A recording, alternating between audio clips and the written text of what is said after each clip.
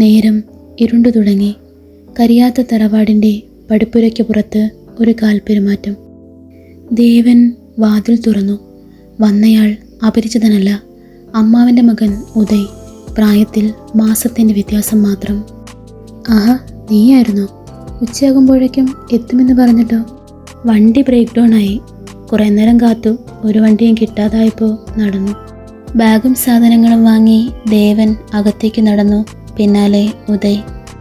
നിനക്ക് വിശക്കുന്നില്ലേ? വാ, കഴിക്കാം. കൈകൾ ഉയർത്തി ഞെളിഞ്ഞുകൊണ്ട് ഉദയ് പറഞ്ഞു. വേണ്ട, വരുന്ന വഴി ഒരു മുത്തശ്ശിയെ കണ്ടു. ഞങ്ങൾ ഒരുമിച്ചാ വന്നത്. മുത്തശ്ശി കുറച്ച് ഉണ്ണിയപ്പം തന്നു. നല്ല ക്ഷീണം, ഞാനൊന്ന് കുളിച്ച് കിടക്കട്ടെ. ദേവൻ ഒന്നും മിണ്ടിയില്ല. അവൻ്റെ മനസ്സ് അസ്വസ്ഥമായി. ചുവരിലെ ക്ലോക്കിൽ സമയം 12. ദേവൻ മനസ്സിൽ പിറുപിറുത്തു. ഈ നേരത്ത് ഏത് മുത്തശ്ശി? നേരം പുലർന്നു. ക്ഷീണം മറകെട്ടിയ മുഖവുമായി ഉദയ് അടുക്കളയിലേക്ക്. ഹായ് ദേവ, ഗുഡ് മോർണിംഗ്. നീ എണീറ്റോ? ഇരിക്ക്, ചായ തരാം. ദേവനെ അടിമുടിയൊന്ന് നോക്കി ഉദയ്. ഇത് എന്തൊരു ജീവിതമാടോ? ഇവിടെ എങ്ങനെ തനിച്ച്? നീ എൻ്റെ കൂടെ വാ, എന്തെങ്കിലും ജോലി ശരിയാക്കാം. ഓ വേണ്ട, എനിക്കിവിടമേ ശരിയാകൂ. അല്ല, ഇന്നലെ ചോദിക്കണമെന്ന് കരുതിയതാ. നീ വന്നപ്പോൾ തന്നെ രാത്രി 12 മണി കഴിഞ്ഞു. ആ നേരത്ത് ഏത് മുത്തശ്ശിയെ നിനക്ക് ഉണ്ണിയപ്പം തന്നത്? വയൽ കഴിഞ്ഞപ്പോഴാ ആ മുത്തശ്ശിയെ കണ്ടത്. നിനക്ക് തോന്നിയ സംശയം എനിക്കും തോന്നി. അപ്പോഴാ പറഞ്ഞത് നമ്മുടെ മേലക്കാവിലെ ഉത്സവം കഴിഞ്ഞ് വരികയാണെന്ന്. ഒരു ഞെട്ടലോടെയാണ് ദേവനത് കേട്ടത്. ദേവൻ്റെ ശരീരമക വിയർത്തു. കൈകാലുകൾ നടുങ്ങി. ഒരു നിമിഷം അവൻ നിശ്ചലമായി. ദേവ, നിനക്ക് എന്താ പറ്റിയേ? ഉദയ്, 3 വർഷങ്ങളായിട്ട് ആ കാവിൽ ഉത്സവം നടത്താറില്ല. ആ കാവിൽ എന്നും വിളക്ക് കത്തിക്കുന്ന ഒരു മുത്തശ്ശി ഉണ്ടായിരുന്നു. ഒരു ദിവസം ആ മുത്തശ്ശിയുടെ സ്വർണം മോഷ്ടിക്കാൻ വേണ്ടി ഏതോ കള്ളന്മാർ മുത്തശ്ശിയെ ആക്രമിച്ചു. അവർ അവിടെ വെച്ച് തന്നെ മരണപ്പെട്ടു. അതിനുശേഷം അവിടെ എന്തൊക്കെയോ പ്രശ്നങ്ങളുള്ളതായി ആളുകൾ പറയാൻ തുടങ്ങി. പകല് പോലും പിന്നീട് അവിടെ ആരും പോകാറില്ല. ആ പറഞ്ഞ കാര്യങ്ങൾ ദേവന് അത്ര ദഹിച്ചില്ല. ഇതുകൊണ്ടാ ദേവ നിന്നോട് ഞാൻ എൻ്റെ കൂടെ വരാൻ പറയുന്നത്. ഈ നാട്ടിൽ കിടന്ന് അന്ധവിശ്വാസങ്ങളുടെ പുറകെ പോകല്ലേ നീ. ഞാൻ കണ്ട മുത്തശ്ശിക്ക് നല്ല പ്രായമുണ്ട്. എന്തോ ഓർമ്മയില്ലാതെ പറഞ്ഞതാവും. നീ വിശ്വസിക്കണ്ട. എന്നാ വാ, നമുക്ക് അവിടെ വരെ ഒന്ന് പോയിട്ട് വരാം. കൂടെ ചെല്ലാൻ ദേവൻ മടിപ്പ് പ്രകടിപ്പിച്ചു. പക്ഷേ ഉദയ് നിർബന്ധിച്ചു കൊണ്ടുപോയി. അവിടേക്ക് എത്തും തോറും അവൻ്റെ ഹൃദയം വല്ലാതെ പിടഞ്ഞു. ദാ ഈ വഴിയാണ് മുത്തശ്ശി പോയത്. അത്രയും പറഞ്ഞ് ഉദയ് ചുറ്റിലും പരതി. നീ എന്താ ഈ നോക്കുന്നത്? കണ്ടോ, ഇതാണ് ആ പേപ്പർ. ഇതിൽ ഉണ്ണിയപ്പത്തിൻ്റെ പൊടിയും എണ്ണയും ഉണ്ട്. ഇപ്പോൾ മനസ്സിലായോ ദേവന്? വെറുതെ ഓരോന്ന് ചിന്തിക്കുന്നതാ. വാ പോകാം. പക്ഷേ പോകാനൊരുങ്ങുമ്പോഴേക്കും ഉദയുടെ ഹൃദയം വല്ലാതെ പിടഞ്ഞു. അവൻ വീണ്ടും ആ പേപ്പർ കയ്യിലെടുത്തു. അവൻ്റെ ശരീരം കിടുകിടാ വിറച്ചു. ദേവ, ഇതാണ് ആ മുത്തശ്ശി. എടാ, ഇത് കാവിൽ വെച്ച് കൊല ചെയ്യപ്പെട്ട ആ മുത്തശ്ശി തന്നെയാ. ഇനി ഇവിടെ നിൽക്കണ്ട, വാ പോകാം. ഉദയനെ വലിച്ചുകൊണ്ട് ദേവൻ തറവാട്ടിലേക്ക് ഓടി. മടങ്ങിയെത്തിയ ഇരുവരുടെയും അവസ്ഥ വളരെ മോശമായിരുന്നു. ദേവൻ ഉദയോട് ദേഷ്യപ്പെട്ടു. ഇപ്പോൾ എന്തു തോന്നുന്നു?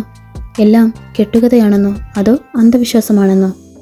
ശവത്തിൽ കുത്തല്ലേ എന്ന മട്ടിൽ ഉദയ് ദേവനെ ഒന്ന് നോക്കി. വേറെ പ്രശ്നമൊന്നും ഉണ്ടാകില്ലായിരിക്കും അല്ലേ ദേവ? ഇനി അതുവഴി പോകാതിരുന്നാൽ പോരെ? ഭയന്ന് പിടയുന്ന ആ മുഖത്ത് നോക്കി ഇനിയും കുറ്റപ്പെടുത്താൻ ദേവന് കഴിഞ്ഞില്ല. ഇനി ആ വഴി പോകണ്ട. നിനക്ക് വല്ലാതെ പേടിയോ കുളിരോ മറ്റോ തോന്നുന്നുണ്ടോ? ഇവിടെ അടുത്ത് ഒരു തിരുമേനിയുണ്ട്. ചരട് ജപിച്ച് കെട്ടണോ? വേണ്ട എന്ന് പറയാനാ ആദ്യം തോന്നിയത്. പക്ഷെ പറഞ്ഞില്ല. നാളെ പോകാം. അന്നാ രാത്രി കടന്നുപോകെ വല്ലാത്ത പരവേശം തോന്നി ഉദയ് ഉണർന്നു. ദേവൻ നല്ല ഉറക്കമാണ്. അവൻ ഉണർത്തിയില്ല. പതിയെ നടന്നു. വെള്ളം കുടിച്ച് തിരിഞ്ഞതും പെട്ടെന്ന് മുൻപിൽ ഒരു രൂപം. അലറി വിളിച്ചില്ല. ശബ്ദം പുറത്തു വന്നില്ല എന്നതാണ് സത്യം. ആ രൂപം ആ മുത്തശ്ശിയായിരുന്നു. കൈകാലുകളുടെ ചലനം പോലും നഷ്ടമായി. ഇരുട്ടിൻ്റെ നിശബ്ദത എങ്ങും പടർന്നു. പതിയെ മുത്തശ്ശി ഉദയുടെ അരികിൽ വന്നു. ഇരുവർക്കുമിടയിൽ ഒരു കാൽവെപ്പ് അകലം മാത്രം. അവൻ്റെ ചുണ്ടുകൾ പതിയെ പറഞ്ഞു, എന്നെ ഒന്നും ചെയ്യില്ലേ. പെട്ടെന്ന് ആ കണ്ണുകൾ കലകുന്നതായി കണ്ടു. മുന്നോട്ട് വെച്ച ചുവടുകൾ പിന്നിലേക്ക് ചലിച്ചു. പെട്ടെന്ന് ഉദയ് അലറി വിളിച്ചു. ശബ്ദം കേട്ട് ദേവൻ അവിടേക്ക് ഓടി വന്നു. എന്താ ഉദയ്, എന്തുപറ്റി? ഭയം കൂടുകൂട്ടിയ അവൻ്റെ മുഖം അത് ദേവനെയും വല്ലാതാക്കി. ഉണ്ടായത് ദേവനോട് പറഞ്ഞപ്പോഴും അവൻ ദേഷ്യപ്പെട്ടു. പറഞ്ഞതല്ലേ, ചരട് ജപിച്ച് കെട്ടാമെന്ന്. ഉദയ് ഒന്നും മിണ്ടാതെ മുറിയിലേക്ക് നടന്നു. പുലർച്ചെ ഇരുവരും തിരുമേനിയുടെ അരികിൽ. അദ്ദേഹം കാര്യം തിരക്കി. എല്ലാം കേട്ട ശേഷം അദ്ദേഹം ഒരു ചരട് ജപിച്ചു നൽകി. തൽക്കാലം ആശ്വാസമായി അവർ മടങ്ങി. എന്നാൽ അന്ന് രാത്രി, മോനെ ഉദയ്. പരുക്കനായ വിറയാർന്ന ശബ്ദത്തിൽ ഒരു വിളി. അവൻ ചാടി എഴുന്നേറ്റ് ചുറ്റിലും നോക്കി. ആരെയും കണ്ടില്ല. എന്നാൽ റൂമിൻ്റെ വാതിൽ കടന്നതും പാറിപ്പറക്കുന്ന വെളുത്ത മുടിയുള്ള നിരതെറ്റിയ പല്ലുകളുള്ള ശരീരമാകെ ചുളുങ്ങി വലിഞ്ഞ ആ മുത്തശ്ശി അവൻ്റെ മുന്നിൽ. തോന്നലാണോ എന്നറിയാൻ അവൻ സ്വയം കയ്യിൽ നുള്ളി നോവിച്ചു. അല്ല, ഇത് വെറും തോന്നലല്ല. ഇത്തവണ അലറിക്കരയാതെ ജപിച്ചു കെട്ടിയ ചരടിന്മേൽ ഇടം കൈ അമർത്തിപ്പിടിച്ചു. എന്തു വേണം നിങ്ങൾക്ക്? എന്തിനാ എൻ്റെ പിന്നാലെ ഇങ്ങനെ നടക്കുന്നത്? വിറയാർന്ന വാക്കുകൾക്ക് ജീവൻ വെച്ചു. എന്നെ ഒന്ന് സഹായിക്കാമോ മോനെ? ആ മുഖത്ത് കണ്ട നോവും നിസ്സഹായാവസ്ഥയും ഉദയുടെ മനസ്സിനെ കീഴടക്കി. പറയൂ, കഴിയുന്നതാണെങ്കിൽ ഉറപ്പായും ചെയ്യാം. മേലേക്കാവിലെ നാഗത്തറയുടെ പിന്നിലായി എൻ്റെ കുറച്ച് പൊന്നുണ്ട്. അത് എൻ്റെ കൊച്ചുമകളുടെ കയ്യിൽ എത്തിക്കാമോ? പൊന്നോ? അതെ മോനെ, മരിക്കുന്നതിന് മുൻപ് ഞാൻ വെച്ചതാ. വർഷം 3 ആ പൊന്നിന് ഞാൻ കാവലായി നിൽക്കുന്നു. എനിക്ക് മടങ്ങിപ്പോകണം. അതിന് മുൻപ് അതെൻ്റെ കൊച്ചുമകളുടെ കയ്യിൽ ഏൽപ്പിക്കണം. ശരീരമുണ്ടായിരുന്നപ്പോൾ കാവിലേക്ക് കയറാൻ ആരും വിലക്കിയില്ല. പക്ഷേ ഇപ്പോൾ ഈ ആത്മാവിന് അവിടേക്ക് പ്രവേശനമില്ല. എന്നെ സഹായിക്കാമോ? മറുപടി പറയാൻ നാവ് ഉയരും മുൻപേ ദേവൻ അവിടേക്ക് വന്നു. പെട്ടെന്ന് മുത്തശ്ശി അപ്രത്യക്ഷയായി. പിറ്റേന്ന് രാവിലെ ദേവനോട് ഉദയ് കാര്യം പറഞ്ഞു. എടാ, നീ എന്തൊക്കെയായി പറയുന്നത്? ആളുകൾക്ക് കൂട്ടത്തോടെ പോലും അവിടേക്ക് പോകാൻ ഭയമാണ്. അപ്പോൾ നീയും ഞാനും തനിച്ചു പോകാനോ? ദേവ, അവർ പറഞ്ഞത് വെച്ച് ആ കാവിനെ ചുറ്റിയുള്ള ശക്തി ആ മുത്തശ്ശിയാണ്. മുത്തശ്ശിക്ക് വേണ്ടിയല്ല നമ്മൾ പോകുന്നത്. പ്രശ്നമൊന്നും ഉണ്ടാകില്ല. എന്നാലും ഒന്നുകൂടി ആലോചിച്ചിട്ട് പോരെ ഉദയ്. എന്നാൽ നീ വരണ്ട. ഞാൻ ഏതായാലും പോകാൻ തീരുമാനിച്ചു.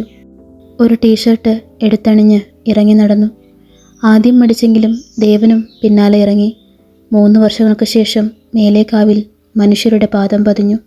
പക്ഷേ ഏറെ നേരം തിരഞ്ഞിട്ടും പൊന്നു കണ്ടെത്താൻ അവർക്ക് കഴിഞ്ഞില്ല. നിരാശ മനസ്സിനെ പിടികൂടി. പെട്ടെന്ന് അവർക്ക് മുന്നിലൂടെ ഒരു നാഗം ഇഴഞ്ഞു നീങ്ങി. ഇരുവരും ഭയന്നു. പക്ഷേ ആ നാഗം കിടന്ന പൊത്തിനുള്ളിൽ മുത്തശ്ശിയുടെ പൊന്ന് ഭദ്രമായി ഉണ്ടായിരുന്നു. ഉദയ് അത് കയ്യിലെടുത്ത് തിരിഞ്ഞതും മുത്തശ്ശി പ്രത്യക്ഷപ്പെട്ടു. പരുക്കനായ ശബ്ദത്തിൽ മുത്തശ്ശി പറഞ്ഞു, എന്നോടൊപ്പം വരൂ. മുത്തശ്ശിക്ക് പിന്നാലെ അവർ എത്തിയത് പൊളിഞ്ഞു വീഴാറായ ഒരു കുടിലിലായിരുന്നു. അവിടെ ഉണ്ടായിരുന്ന ഒരു തകരപ്പെട്ടിയിൽ നിന്ന് കൊച്ചുമകളുടെ വിലാസം ലഭിച്ചു. പൊന്നും വിലാസവും ഭദ്രമാക്കി അവർ ഇറങ്ങി അവളെ തേടി. ആ യാത്ര അവരെ കൊണ്ടെത്തിച്ചത് ദാരിദ്ര്യത്തിൻ്റെ മറ്റൊരു കുടിലിലായിരുന്നു. മെലിഞ്ഞുണങ്ങിയ ഒരു സ്ത്രീ പുറത്തേക്ക് വന്നു. ആരാ? എന്തു വേണം? മറുപടിയായി ഒന്നും പറയേണ്ടിയിരുന്നില്ല. ആ പൊന്ന് ആ സ്ത്രീയുടെ കയ്യിൽ കൊടുത്തു. അത് കയ്യിൽ വാങ്ങുമ്പോൾ ആ കൈകൾ വിറച്ചിരുന്നു. കണ്ണുകൾ നിറഞ്ഞു തുളുമ്പിയിരുന്നു.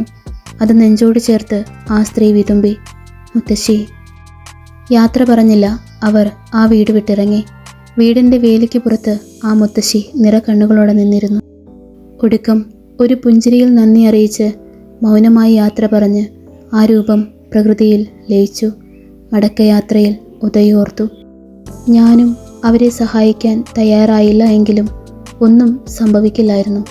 മുത്തശ്ശി കാവിന് കാവലായും കാവിലെ നാഗം മുത്തശ്ശിയുടെ പൊന്നിന് കാവലായും കൊച്ചുമകൾ ദാരിദ്ര്യം വിധിയെന്ന് കരുതിയും കാലങ്ങളോളം കടന്നുപോയേനെ.